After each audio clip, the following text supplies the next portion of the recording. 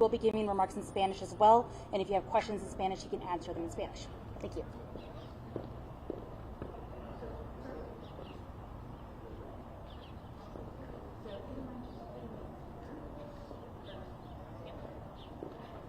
All right, we'll start with the updates on the PIO. Thank you, guys. Hi, good afternoon, and thanks for being here, and thanks for the Congressman for the invitation. The only thing I want to talk about right now is the Family Assistance Center that we're having at the Convention Center. PM today till 6 p.m. tonight. There's still time for anybody who's been affected in any way by this tragedy from Friday night. There's still time for them to go today.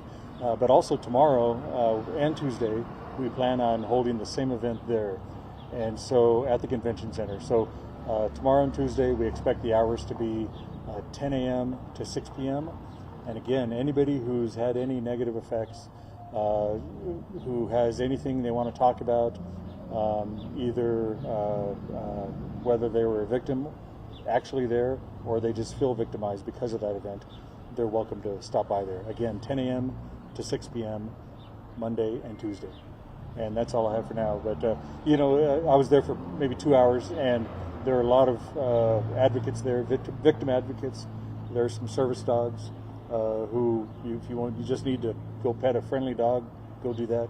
But again, we strongly encourage anybody who wants can go there and visit with a professional. Thank you.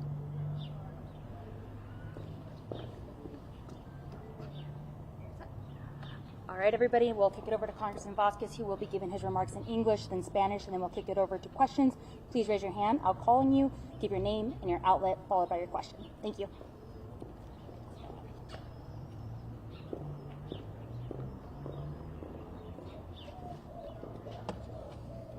Thank you, Valeria. Thank you all for being here today. I'm Gabe Vasquez. I represent the 2nd Congressional District, and this is my community. This is my city. This is my county. And this week we experienced a devastating tragedy. 3 young lives were cut short. Many others have been forever changed. My heart is with the families and their children, with every person in our community who's grieving, who's frightened, and who's angry. And I want you to know that you're not alone. My prayers go to the families of Andrew Madrid, Jason Gomez, Dominic Estrada, and all who were injured in this terrifying accident. It's a travesty to have lost 3 lives that were so young. What happened at Young Park, my old city council district, is a painful reminder that we are facing a deep systemic challenge. A challenge that requires all of us to step up. First, I want to thank the first responders, the medical personnel, and the law enforcement officers who acted quickly in the face of chaos. Their courage reflects the very best of who we are as a community. We must bring the people who perpetrated this horrific act to justice. And I will work closely with law enforcement and have been working closely with law enforcement to ensure that they can do their job. We owe it to the victims to ask hard questions and demand clear answers. We need to know how this happened, what signs were missed, and how we can close those gaps that allowed this violence to unfold. That's not finger pointing. We have to know our kids are safe when they leave their house. I'm committed to working with our city leaders, law enforcement, schools, and our families to understand the full picture of exactly what happened at Young Park, and to make sure that we're doing everything possible to prevent this from happening again. I also know this crisis doesn't start or end with a press conference. We need to talk about doing more to support parents and teens in this new age, about knowing where our kids are when they leave their homes, and about the access that young people have to deadly firearms. We need real solutions. We need honest conversations, and above all, we need unity, because our community is hurting, and healing requires all of us. To the families of the victims, I stand with you. I will fight for justice, for answers, and for a future where our children can live without fear. Esta semana, Las Cruces vio una tragedia devastante. 3 vidas jóvenes fueron arrebatadas y muchas más quedaron marcadas para siempre. Mi corazón está con las familias que están de luto por sus hijos y con cada persona de nuestra comunidad que está de luto con miedo o con rabia. No están solos. Mis oraciones están con las familias de Andrew Madrid, Jason Gómez y Dominic Estrada. Es una injusticia perder 3 vidas tan jóvenes. Lo que ocurrió en Young Park es un recordatorio doloroso de que enfrentamos desafíos profundos y sistémicos que requieren que todos demos un pase adelante. Primero quiero agradecer a los que ayudaron, al personal médico y a los oficiales que actuaron con valentía en medio de caos. Su coraje representa lo mejor de nuestra comunidad. Debemos llevar ante la justicia a los responsables de este acto de violencia y trabajaré estrechamente con las fuerzas del orden para asegurarme de que puedan cumplir con ese deber. Le debemos a las víctimas hacernos preguntas difíciles y exigir respuestas claras. Necesitamos saber qué sucedió en este parque, qué señales se pasaron por alto y cómo llegamos a la justicia. Tenemos que garantizar que nuestros hijos estén seguros cuando salen de sus casas y sus hogares. Estoy comprometido a trabajar con los líderes locales, las escuelas, la policía y las familias para entender y hacer todo lo que pueda posible y lo que está a nuestro alcance para evitar otra tragedia. También sé que esta crisis no comienza ni termina con una conferencia de prensa. Necesitamos hablar sobre cómo apoyar mejor a los padres, a las familias y a los adolescentes en esta nueva época que vivimos hoy. Sobre saber dónde están nuestros hijos y cómo tienen acceso a estas armas de fuego peligrosas. Necesitamos soluciones reales, necesitamos conversaciones honestas y por encima de todo necesitamos unidad, porque nuestra comunidad está herida y la solución y la sanación requiere que todos estemos apoyando a estas familias y las familias de las víctimas que todavía están en el hospital. Para ellos les quiero decir, estoy con ustedes. Lucharé por la justicia, por respuestas y por un futuro en el que nuestros hijos puedan vivir sin miedo. Muchas gracias. With that, I'm happy to take some questions. Thank you.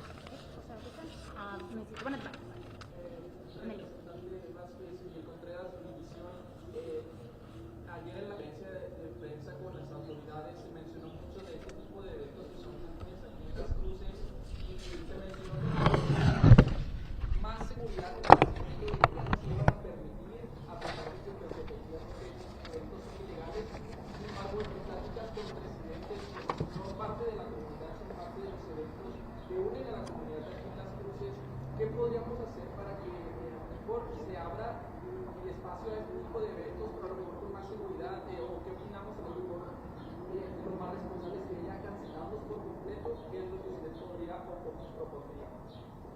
Creo que hay una responsabilidad a los oficiales de la ciudad ayudar a tener estos eventos que son sancionados, que son protegidos por seguridad o por la policía. Lo que hemos visto, hay una fuerte cultura de los carros aquí. Por muchos años en la frontera hemos tenido esa cultura. Lo que hemos visto y lo que yo he visto, especialmente de este evento, es que no es sobre todo los carros. La gente que está en lugares como Young Park, que se reunieron para este evento, tenían armas, tenían problemas entre ciertas facciones de sus familias.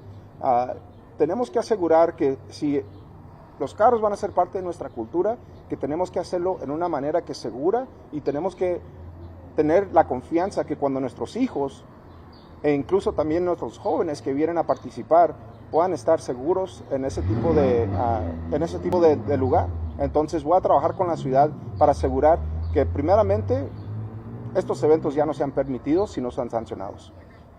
Gracias.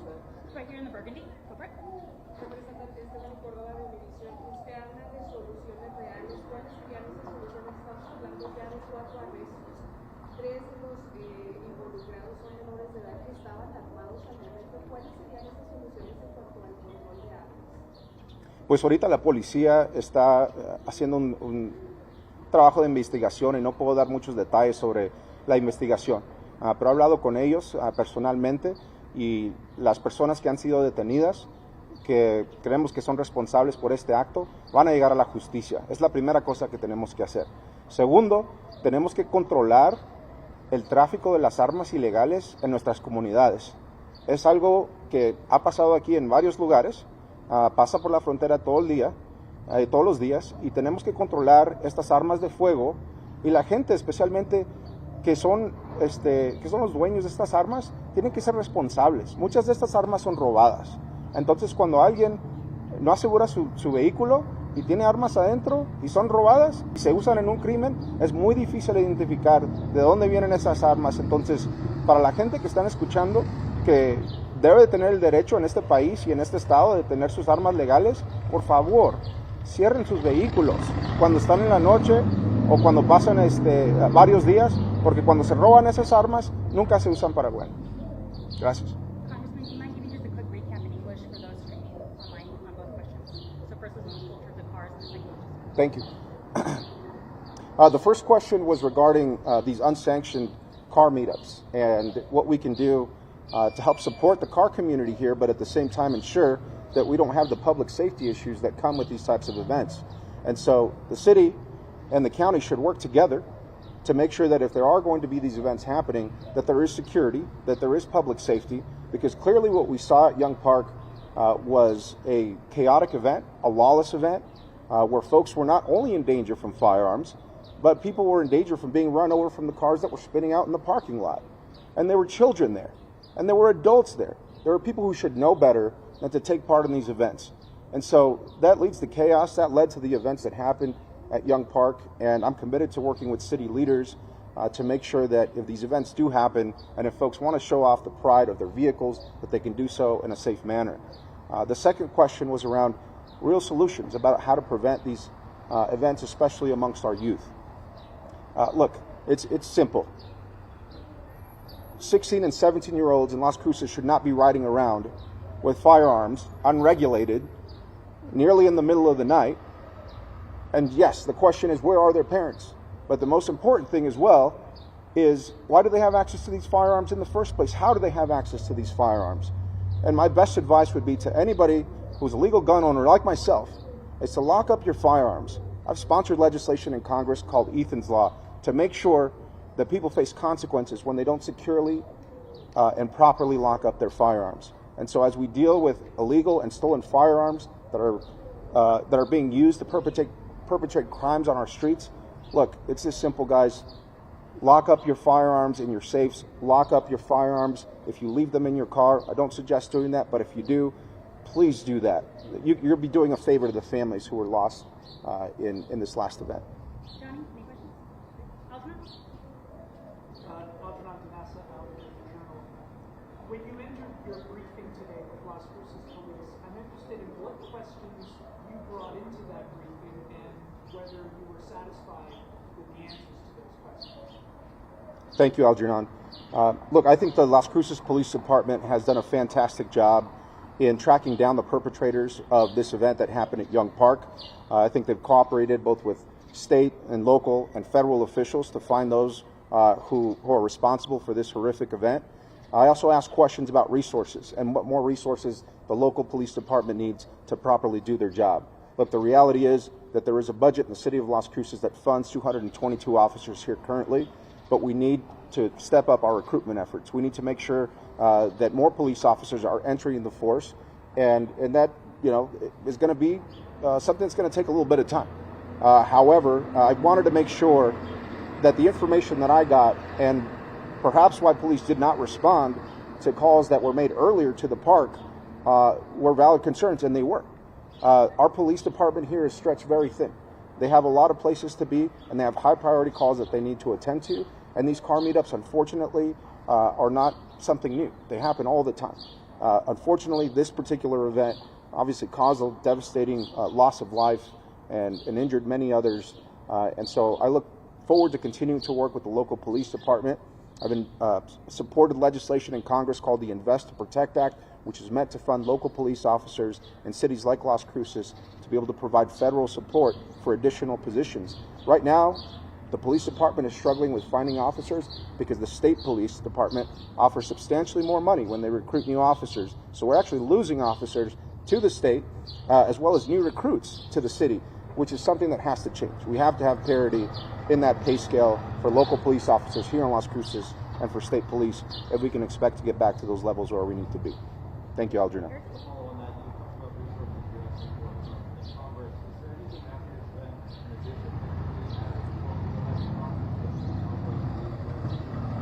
Well, look, there's three important pieces of federal legislation that I've introduced to help support public safety, and in particular gun safety and gun violence. One is Ethan's Law, which would require and maintain safe storage of firearms across the country. Two is the Invest to Protect Act, which would help support and fund local police departments like those right here in Las Cruces. And three is the Background Checks Act, which would also increase the scrutiny for those that are attempting to purchase legal firearms so that we can make sure that those guns don't end up in the wrong place. We can do more, but right now I think we need to be focused specifically on taking care of the victims and the families of this terrible tragedy and getting to the bottom of bringing those folks who are responsible to justice.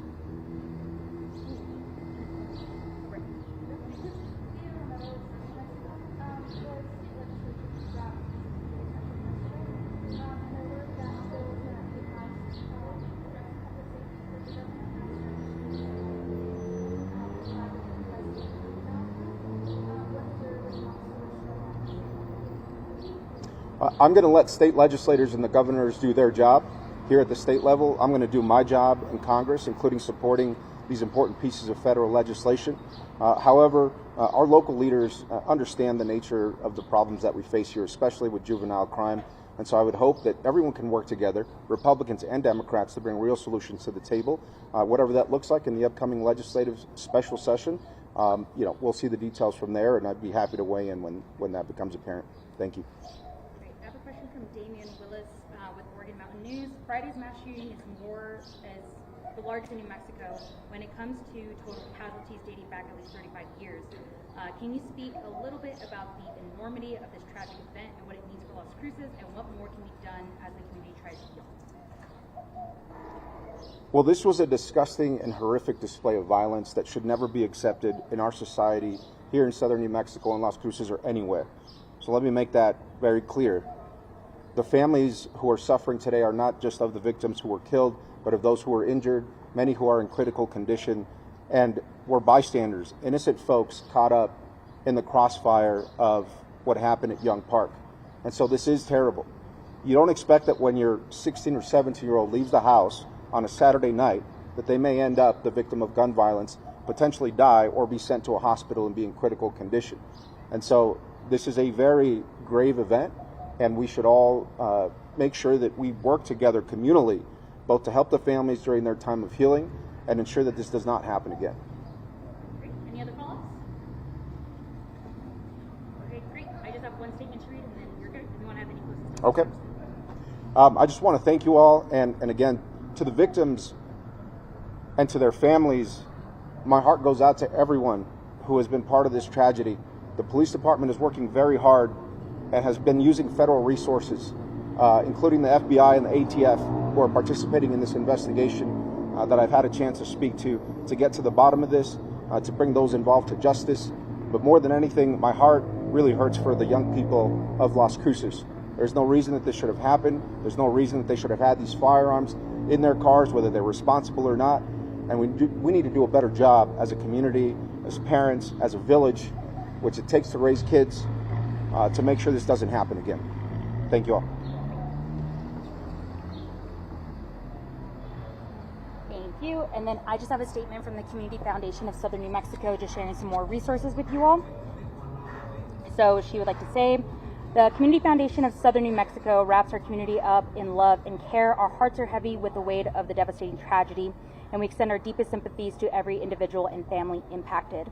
In response to the heartbreaking tragedy, the Community Foundation of Southern New Mexico, in partnership with the City of Las Cruces and Doña Ana County, has activated the Together Las Cruces Crisis Action Fund. This fund serves as a vital resource enabling our community to unite and offer immediate support during times of tragedy and devastation. Currently, this fund is actively dedicated to providing direct assistance to the families and the victims profoundly impacted by the mass shooting that occurred on March 21st, 2025 at Young Park. The Community Foundation of Southern New Mexico is working hand in hand with all organizations supporting the Family Assistance and Resource Center. We are collaborating closely with the Las Cruces Police Department, the Doña Ana County Office of Emergency Management, and the New Mexico Crime Victims Reparations Commission to ensure comprehensive and coordinated support for all those impacted. As a critical priority, we are committed to alleviating the financial burden of funeral costs for families navigating the grief of losing their loved one. We will work with the supporting entities to address gaps in funding in order to aid all victims of this tragedy. 100% of the funds raised through the Together Las Cruces Crisis Action Fund will be directed towards supporting these critical efforts. This is a time of profound grief for those individuals and families, and we are here to support them as they are ready to connect with these support services. Individuals and families who have been impacted are encouraged to go to the Family Assistance and Resource Center or contact dispatch at 575-526-0795 and ask for the Victims Assistance Program. The Family Assistance and Resource Center will collect information on all who were impacted, and so that we can provide support. Our hearts and deepest sympathies remain with all those affected. For those who wish to contribute to the Together Las Cruces Crisis Action Fund, please visit www.cscfsnm.org. We thank each person who has contributed and offered support. This is our home, and we must continue to come together to care for one another. Right. Thank you, everybody. And that concludes our press conference.